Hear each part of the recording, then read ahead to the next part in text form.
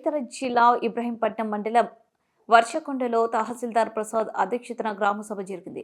ఇందిరమ్మ ఇండ్లు, రేషన్ కార్డులు, ఆత్మీయ భరోసా పథకాల లబ్ధిదారుల ఎంపిక కోసం ప్రభుత్వం చేపట్టిన గ్రామసభలు రెండో రోజు బుధవారం గందరగోళంగా జరిగాయి.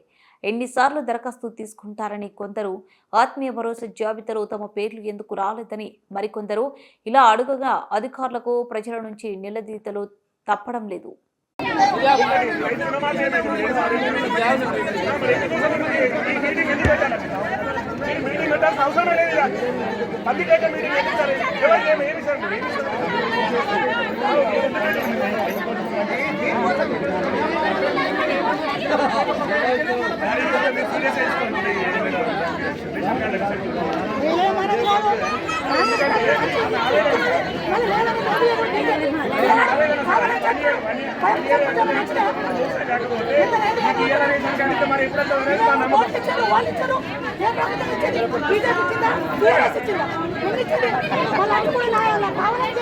రాజకీయ